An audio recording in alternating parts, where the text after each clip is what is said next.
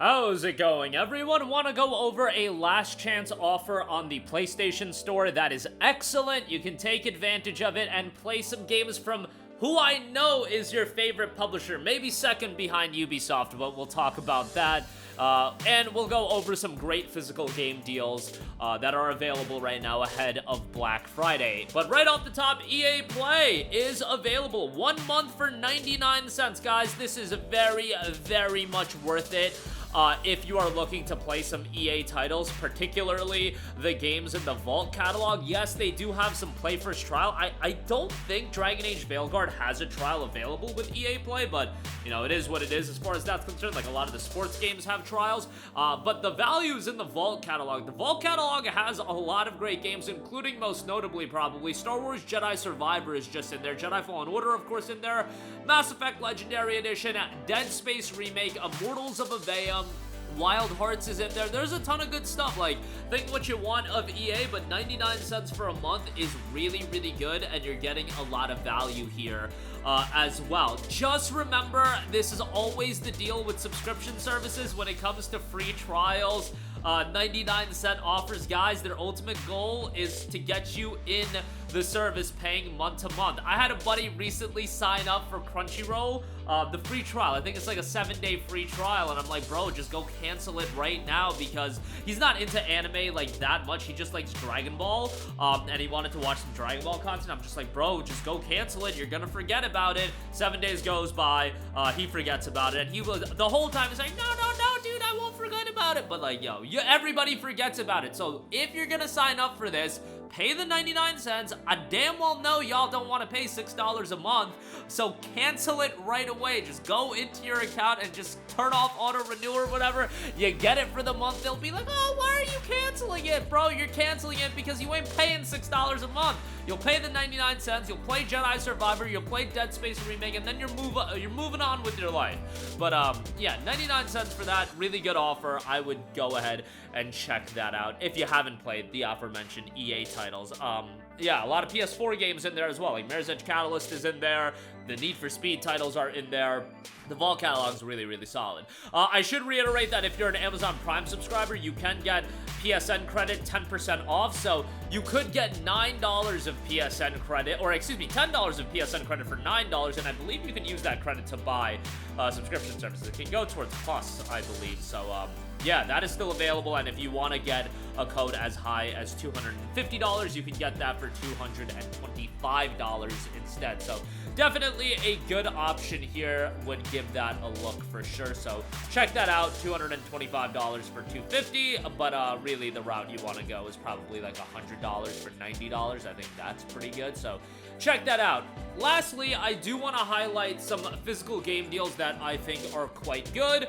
Assassin's Creed Mirage back in stock on Amazon for the PS4 launch edition. Yes, a year after release, we're still selling the launch edition of this game. Figure that one out, but that is down to $19.97. I could see this get down to $15 for Black Friday. I think $15 is the basement price, which, you know, 15 to 20 bucks is about the price point I would recommend for Assassin's Creed Mirage. I liked Assassin's Creed Mirage, but it wasn't really that throwback to Assassin's Creed of old that I was expecting. What it is, and I've said this before, it's a smaller scale Assassin's Creed title, but still very much in the newer style. But that honestly worked pretty well for me. The problem I have with the newer Assassin's Creed games is the games are just too big and are just filled with a lot of content that I just don't find all too engaging. In the case of Assassin's Creed Mirage, you're talking a shorter main campaign. You can get in, get out pretty quickly. Obviously, it would behoove you to play Valhalla. Mirage, I do believe, started off as an expansion for Valhalla that they, you know, spun into its own game for $50. And I do think that $50 price tag was a little bit high, but, you know, they're not going to price it lower than that. But for 20 bucks, again, I think it's a pretty decent deal.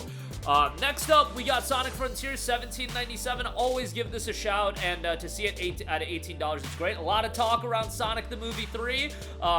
Sonic Movie 3, a shadow obviously in that movie, but also they already confirmed that there's gonna be another character introduction at the end of that movie, so that'll be pretty interesting to see how that turns out. But yeah, Sonic is an IP, just hot right now, man.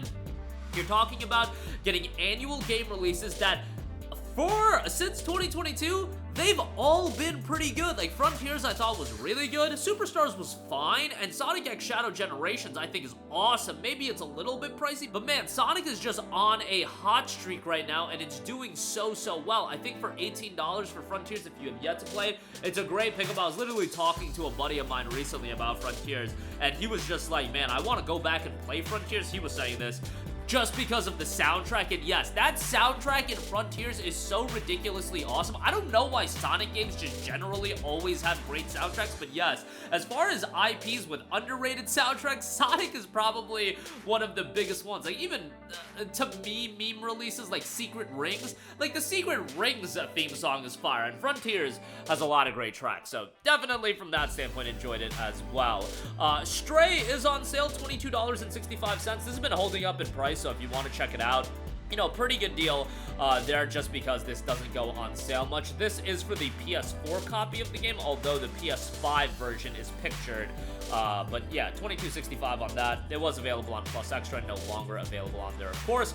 I'll give another shout to Forspoken. It is available for $15. Look, I've been very critical of the game. I do think Forspoken genuinely has things going for it that are enjoyable. I think the magical combat is super flashy, albeit a little bit mundane, and I think it gets into the rhythm of just throwing a lot of annoying enemies on the screen, but visually, the magical effects look great. Some of the textures and character models are downright atrocious in this game, and the narrative is terrible. The main character is terrible. The main character's companion is terrible. It is just awful from a narrative standpoint. Like, I cannot tell you how bad it is. It is pure garbage, and quite possibly the worst tandem as far as likability in video game history. Like, if you look at Jak and Daxter, Ratchet and Clank, Frey and Cuff, my god, terrible.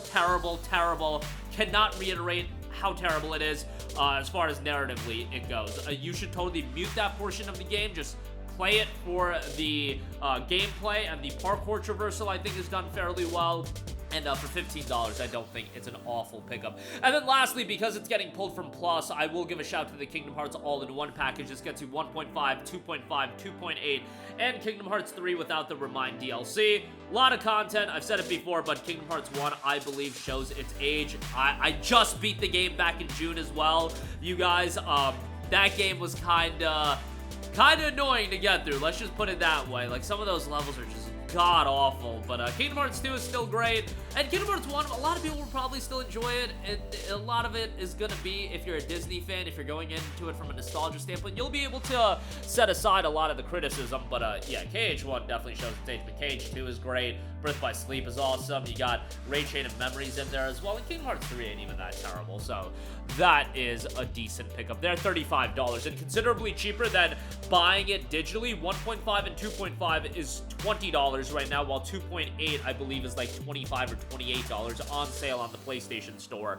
You get the all-in-one package with everything for $34, so yeah, do the math there. But that'll do it for me. Again, EA Play last chance offer on that. PSN credit deal available, and some good physical game deals as well. That's going to do it for me. Let me know all of your thoughts in the comment section down below. Sound off there. Thank you for watching, and goodbye.